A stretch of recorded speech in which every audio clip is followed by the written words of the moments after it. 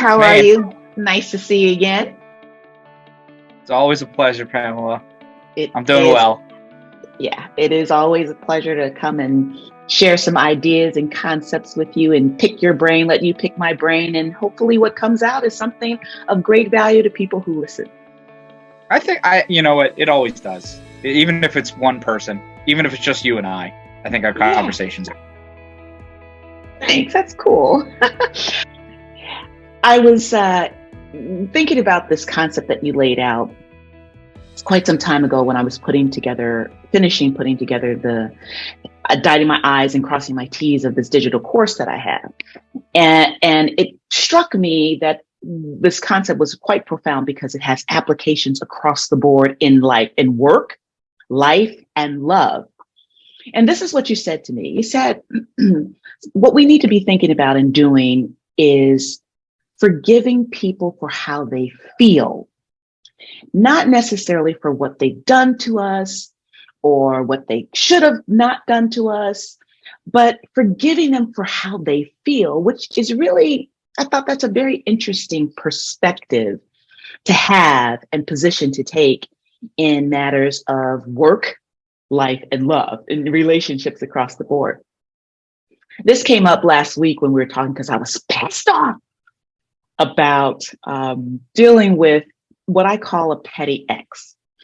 And I was sharing with you, lamenting because you allowed me True. to lament about some unnecessary drama. And you reminded me that the thing that would set me free is to forgive how he feels.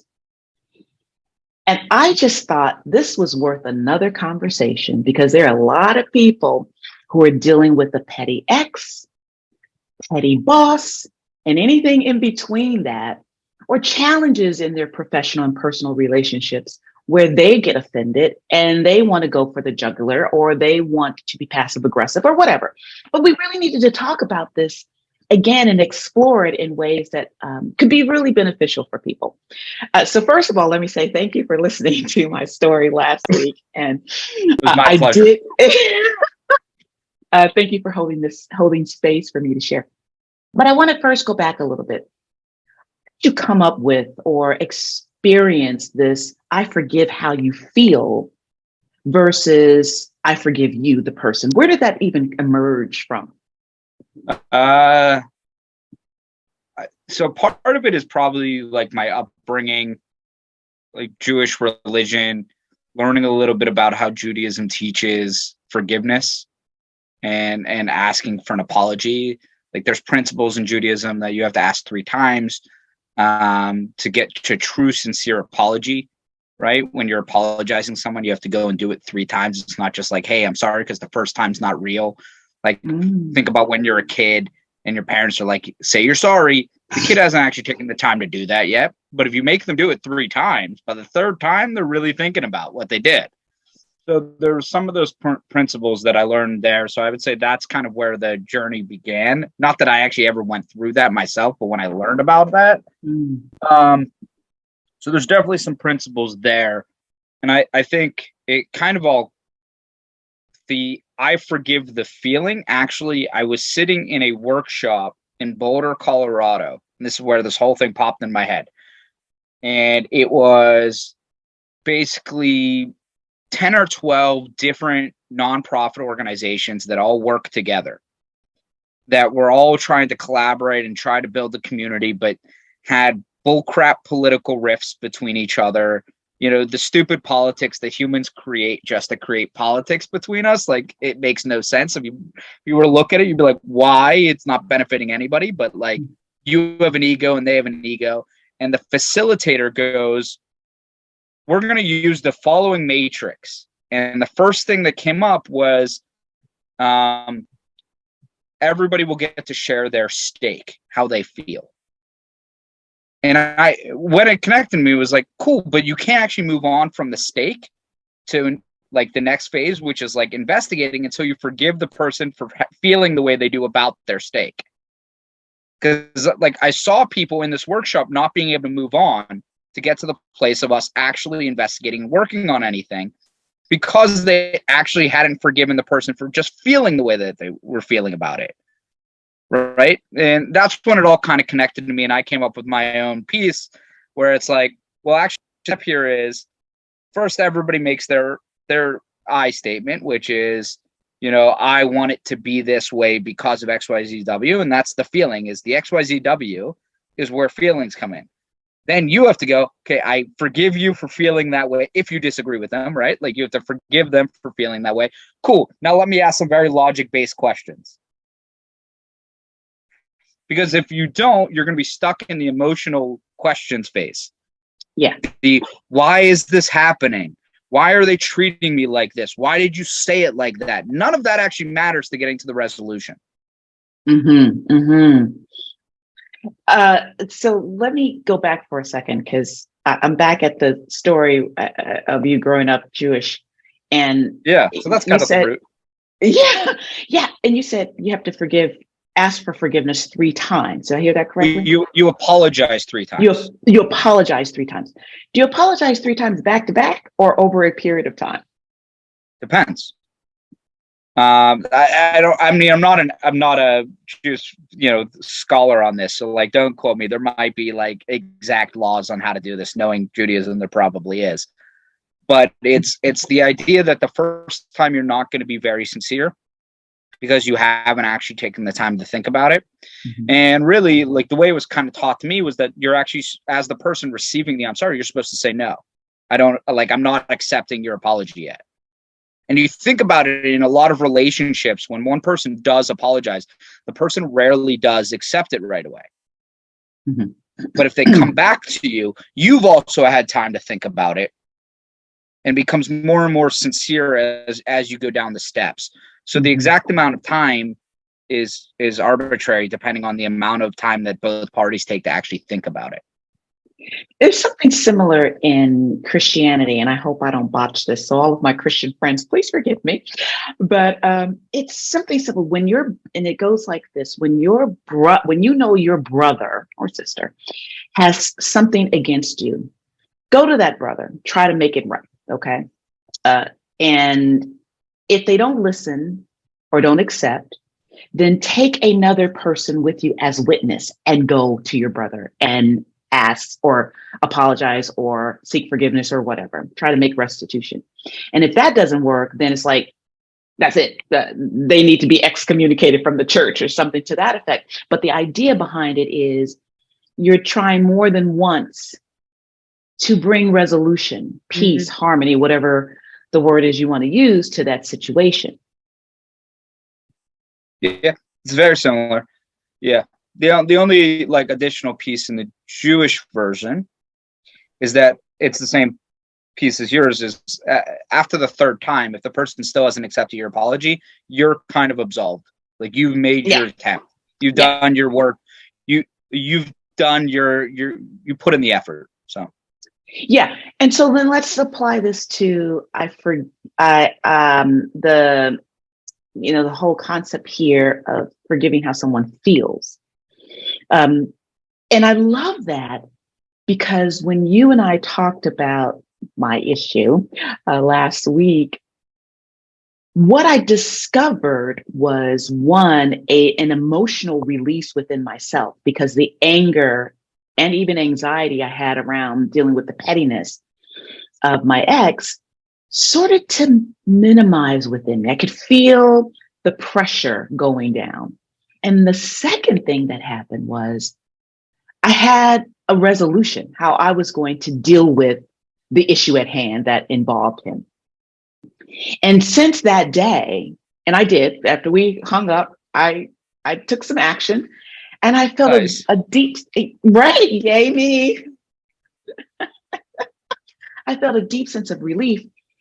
But I could also imagine that when you take this kind of position, creative problem solving takes place. You can think of ways to solve your problem or your feelings in ways that aren't so obvious or clear when you're in the moment, upset about how you perceive someone. Yes? Yeah, of course. Yeah. 100%. Yeah. Which I think is a benefit of taking on this perspective. Yeah, I mean, the way it works in any kind of situation is that you're dealing with the emotion first, right? Like the natural inclination is that people will go to the logic first, right? We pretend like we're logical beings, so we go and we gravitate towards like let's solve the logical portion of why aren't you putting the dishes in the dishwasher, right? Okay. But because like that is in itself very simple. It's as simple as going boom, boom, right? It's 2 steps, super easy. Maybe a third, you got to open it. Really not really hard, right? But yet it's a huge place of contention for a lot of people, that share living spaces. Why does this happen? It's because we're not actually addressing the fact that someone is feeling tired, worn out, stressed from something else. And this is just their easy thing not to do. It's like, screw it, I'm just going to leave it in the sink. Right. But the problem isn't the dishes in the dishwasher. It's all of the other baggage that the person's carrying that's not allowing them to do it. So if what ends up happening is you try to have the logical conversation, that ends up turning into an argument of I'll do it, I won't do it, blah, blah, blah. No one agrees. But if you were to go and say, hey, what's going on? Like, how are you feeling? Are you stressed? Are you angry? Are you upset? Because I've been seeing this. It changes the way the conversation goes. And all of a sudden you're addressing the real issues that then eventually creates what I call a real compromise, which solves the petty dispute of the dishes in the dishwasher. Right. But it's just flipping the script. Like usually most people go through the argument phase and then they eventually get to the real emotion of like, I've just been exhausted, right? You hear it, or your kids, if you have kids, like you're fighting with your kids about this and it might be one of their chores. They're just like, my world is just too stressful. And they're telling you something true there. They're just feeling a lot of pressures, right? And we have to listen to those things. But if we go about it the other way and we go straight to, all right, let's assume that you have all these other things going on in your life, then we can get down to, okay, it's the simple task.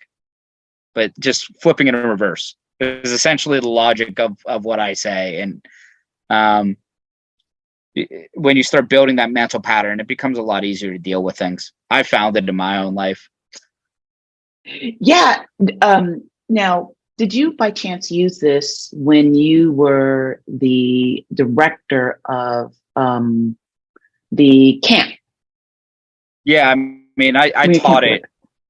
So this was a huge lesson that I taught all of my staff. And I would use an example, like, because they were all college kids. So I would usually use an example of a roommate, and you just see a light bulb go off in their heads. And I'm like, listen, this is why we go to the emotion first. That's truly the stake that you have in this, is how do you actually feel? So you can start with an I notice and I observe, I'm feeling statement to initiate this conversation. Like, I've observed your distance. I observed that you're not doing this thing. And then you ask a question like, hey, is there something going on? Create the space for that. And like, that can come in a lot of different forms of like, that's something going on question. And then you just go into an investigation and you get to also say like an I feel statement, like, well, I'm sorry, like I feel stressed out because this X isn't being done. And all of a sudden it's like, you get to this thing that I call real compromise. And it's a much more meaningful conversation versus like, hey, I need you to do this. Right? Taking on also a different leadership style. Instead of being an autocrat and dictating, you need to do this, which there are times when that's an appropriate leadership style. It's taking on a different leadership style and saying like, hey, I'm going to use a servant leader approach, coming from really a place of care. Or I'm going to come from a coaching one and I'm going to help develop your skills. Like last week, I came from a coaching standpoint with our conversation, right? That was this leadership style I was using. I was leading you towards your own resolution. Nice. So it also allows you to adapt and use different styles in different ways. And that changes the types of questions you ask and the observation statement and that kind of stuff. And sometimes we don't have the benefit of engaging in a conversation where we can lead with, I forgive how you feel. It's just not that kind of relationship. It can be so antagonistic, right? Like, for example, in my particular case, I cannot have this conversation with my ex. He will not listen to this. But what I can do, and what many people can do in situations similar, is to go through that exercise in your own head. I forgive how he feels. Because if he's behaving this way, he must really be feeling something sad and awful. Like you and I talked about that, to kind of examine the depth of his. Yeah, you're going to use it as an empathizing tool.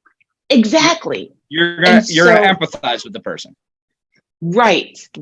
And so sometimes we have to be able to, this is all we can do. There's nothing more, because there aren't the conversations that we would ideally like to have.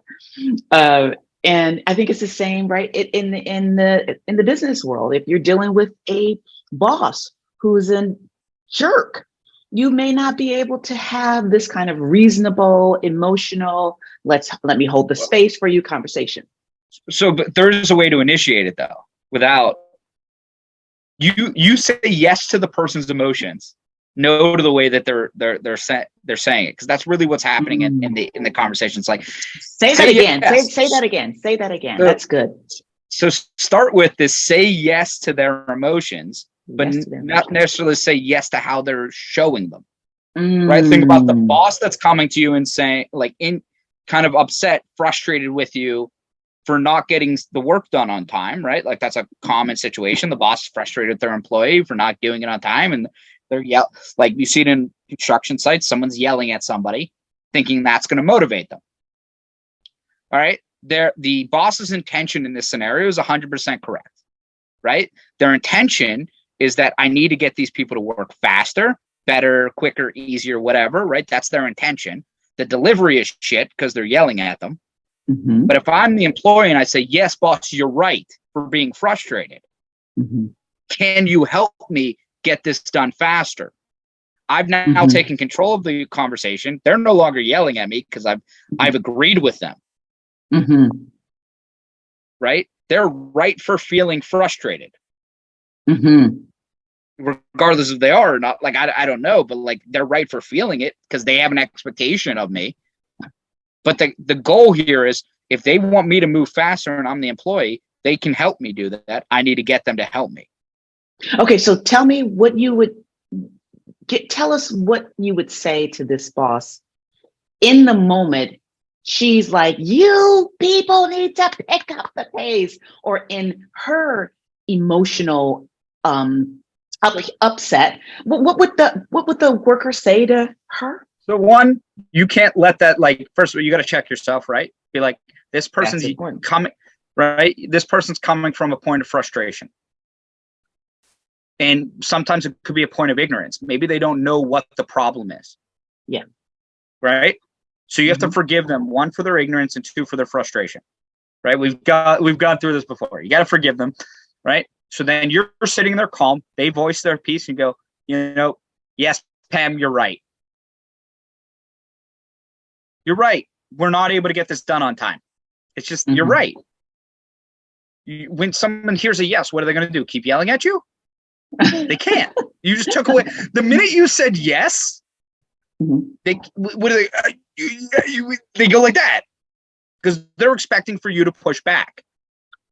And then you go, hey, how can we get this done faster? Do you have any ideas? Like, you go and you ask something like that, because all that person did was put verbal, emotional garbage out there in the world so they could de-stress themselves. Yes. And sometimes that means you have to take it on as an employee, just like the employee wants to be able to go to their boss and be able to do the same thing when they're frustrated and expect them to listen. That's just human behavior. We need to just listen. And then we go and say, great, can you help us? Because here's some of the problems we're facing. Here's why. And even if that employee may not be able to do that in the moment, because sometimes emotions get really high, they can then do that a little bit later and go back 100%. To her and say, you're right. This is the issue. even though, and they may not have to say with their words, I forgive how you feel. It could be an internal, right? An 100%. internal process as well. And I think 100%. that is extremely, like, I hope everyone gets that this is an extremely powerful tool to de-escalate and problem solve at the same time. This is why I love how you shared this with me. It de-escalates, it calms, and it opens up solutions to problems at the same time. Yeah, it's meant to speed up that whole process of life. Like, it's just, and like, the one thing that I think a lot of people will be scared of saying yes is that, like, well, I'm agreeing with them when they're wrong. But here's the thing: is a person is never 100% wrong, right? Like, even the worst person in the world still has a percentage of right because they feel a certain way, regardless of their actions are entirely wrong, or what they said is completely wrong, or how they said it is completely wrong, or their mental state that they were coming from was completely wrong, and their upbringing was completely wrong. All those things were wrong. Their feeling was still right. Yes, because that's their perception of the world. And let's pause right there, because I don't want to let this piece go. It is so important for people to understand that we cannot judge the feelings. We can't judge the emotions. Emotions are emotions. They don't require justification. The action, as you're saying, is something we need to look at and examine and call people to the carpet as necessary when necessary. But the emotions have to be as they are. And I think that's where we get it mixed up. That I'm here to judge how you feel. And that, if you want an argument with somebody, tell them that what they're feeling isn't right. Tell them what they're feeling is irrational. Yeah, tell them their feeling is bullshit.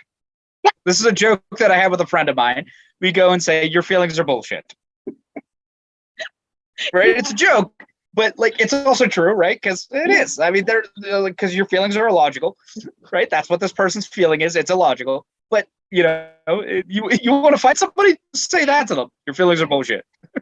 Yeah, and I actually sort of see it slightly different. I see that emotions are neither logical nor illogical. They just are. They just are what they are. Putting no meaning to them in that way makes it a little bit easier to actually engage with someone who understands that.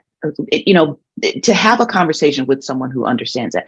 And I think it's important. I love what you said, to honor the feelings first, because once you do that, you can open the doors. Mm-hmm. You can open the doors to real conversation and real solutions. Yeah, I mean, one of the important things to get across is, like, this doesn't necessarily happen instantaneously. Like, you were kind of,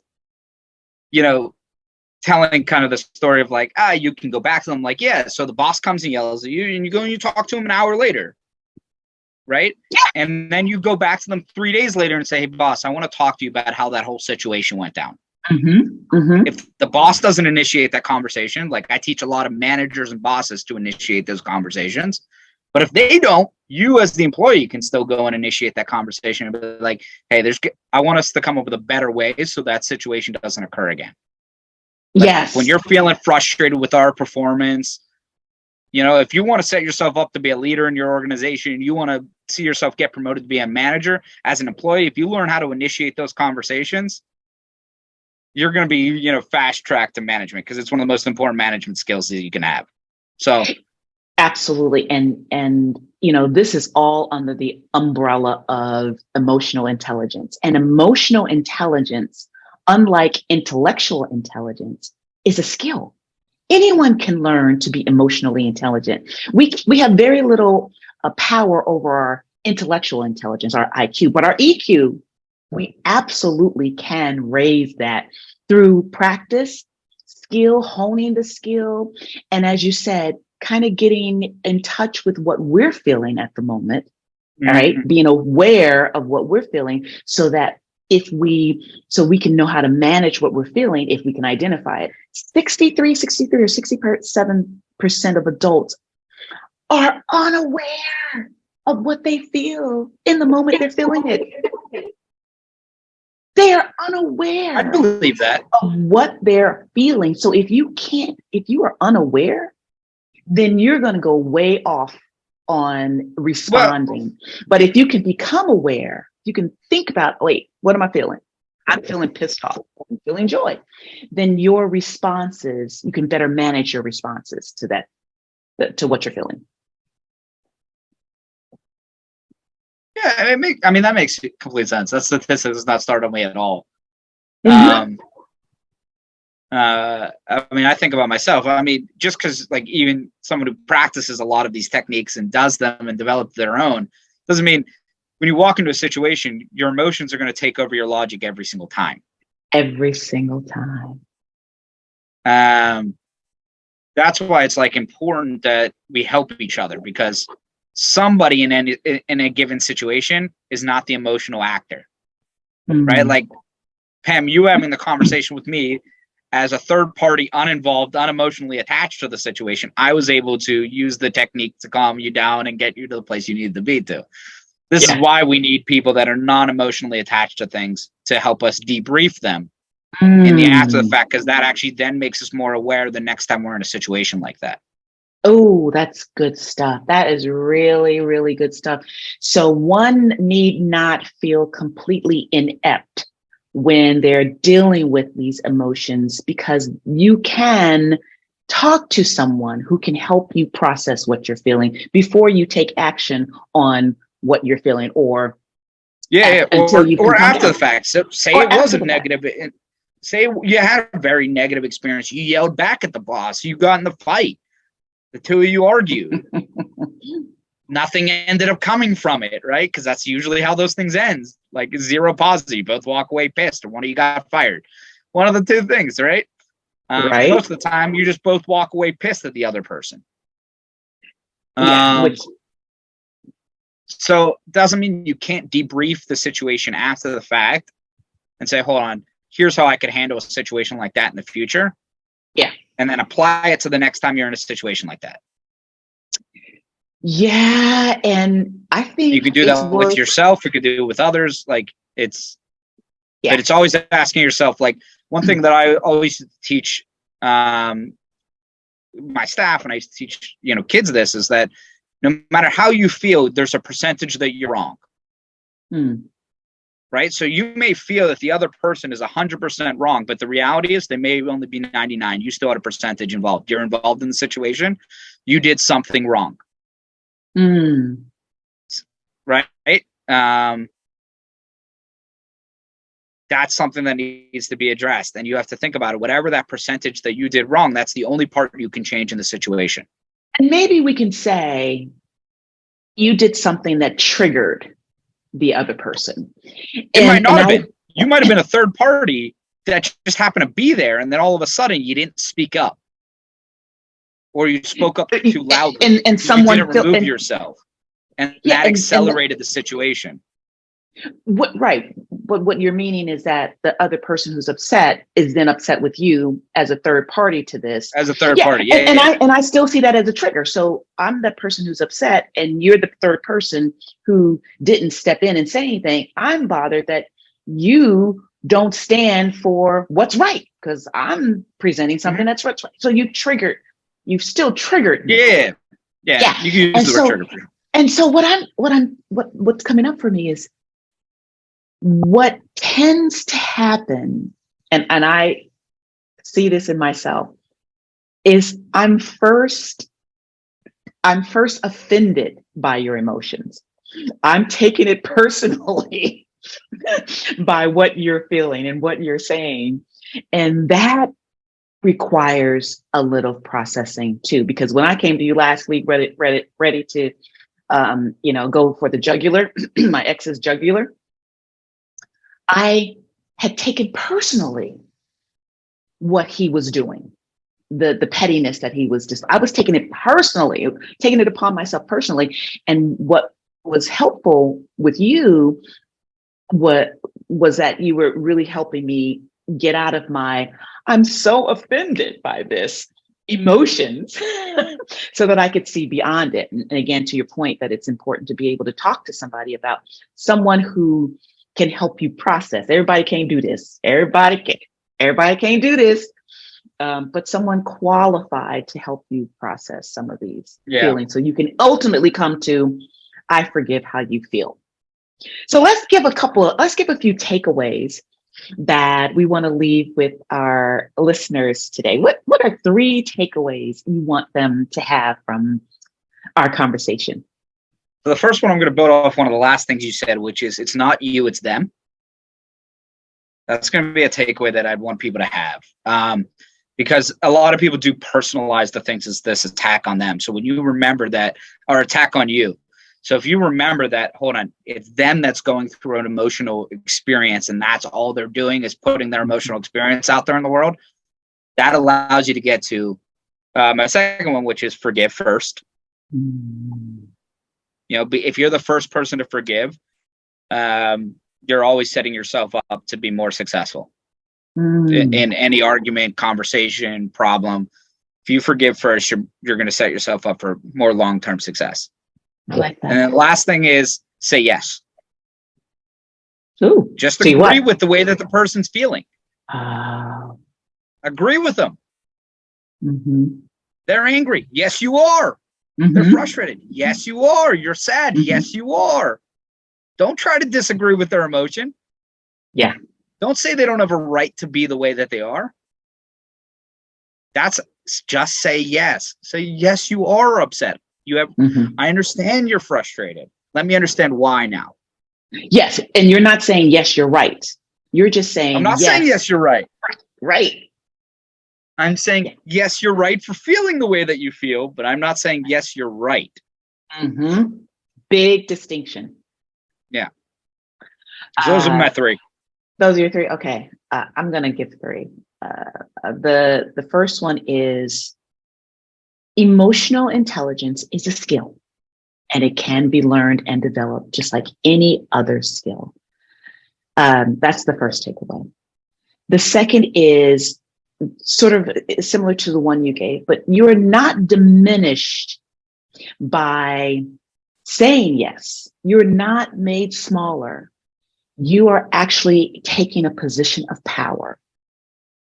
And the third is forgiveness brings up creative solutions you would not otherwise come up with if you're not forgiving. Those would be my 3 takeaways. We're sort of parallel to yours, but enough difference to hopefully give people 6 things to think about. There we go. Any final words or thoughts before we say goodbye? It was a pleasure as always. Same here. And on to our next conversation. Yep. Hopefully it's not about an ex. All right. See ya. See ya, Pam.